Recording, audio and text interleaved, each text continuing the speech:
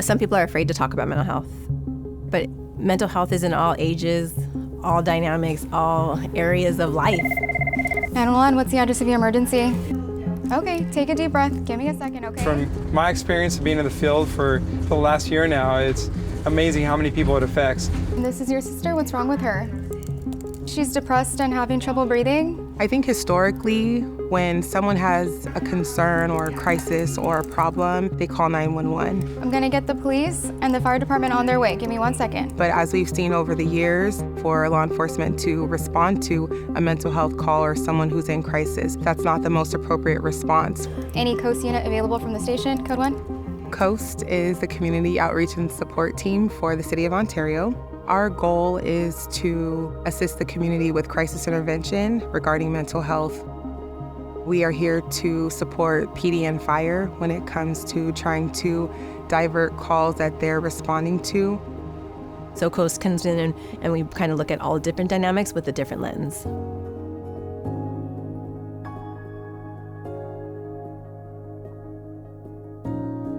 So each of us has a very special and unique role on the team. The three of us, we can conquer a little bit more and figure out the best game plan going forward. Our police department, our fire departments are inundated with mental health calls throughout the day. Sometimes these calls take multiple hours. Our fire department and our police officers do a really good job at building those relationships, but their time is limited. And so as an officer, that's a difficult decision when you want to be able to stay and offer as much resources as you can. And sometimes you walk away wondering, like, what if COAST can come support that officer? That handoff between COAST and fire and police is really important because they do need to take care of other emergencies. All right, so we got called out here for a young lady with difficulty breathing. The lady in the brown jacket, just going through it. When we are responding to calls, we will determine what it is that we're needed for and take action appropriately. Anybody else inside? No, this is them too. And any statements of self-harm? No. Okay. As long as there's no crime, as long as there's no medical help needed, that's when we take over. We're good to go medically. All right, we'll go chat with them. All right, Sounds yeah, good. be safe. Thank you. Appreciate it. Our goal is to figure out what resources that client already has in place and what it is that they still need from us. We meet everyone at their level of understanding. Hi, good morning. Good morning. My name's Monique. I'm a social worker with Department of Behavioral Health. So what's going on today? I called about my sister today. I think When you're dealing with mental health, when you're dealing with crisis, you want to make sure that you have that trust, and it takes some time sometimes. As a COAST team, we have that time and energy to build that rapport with those people. We're not here to diagnose anybody. We're here really to help people in the community, whatever that looks like. So what led up to how you were feeling today? It's just a lot. Okay. I have a quick question. I have my partner who's a canine. Would you mind if I bring him in? Are you okay with dogs or? Yes, that's okay. Yeah?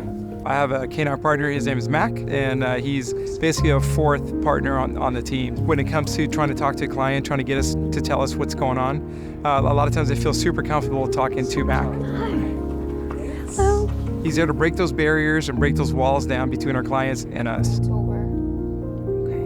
Well, I do want to let you know about some local mental health resources that we have available to you. Everyone doesn't have the skills to be able to locate a therapist, schedule an appointment, because they're still possibly going through some sort of mental health crisis. Is that something that you would be interested in today? Yes. A lot of times when they receive crisis intervention services, the question is, what happens next? That's important for us.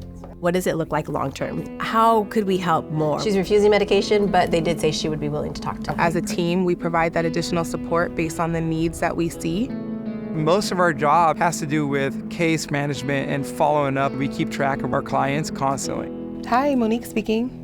Hi, yes. Thank you for calling me back. And we can call them up at home and see, hey, what is it that you need right now? And that could be something as simple as, hey, I don't have a driver's license that I can get to a pharmacy legally that I can get my meds. Well, we can help out with that. We'll help you get your driver's license, but we'll also help you get your medicines. And that's really one of our biggest goals, seeing this process from the beginning to the end, because it is very important to us. How are you? Good seeing you. What's happening? What's your name? Here in Ontario, we have a wealth of resources and the desire to want to help people to the extreme. But if someone just doesn't know, then they just don't know.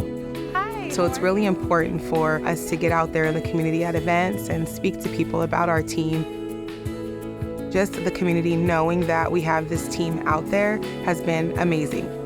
We've had clients out literally ask us, why do you care so much? I think that's part of our job. We're there to make a difference.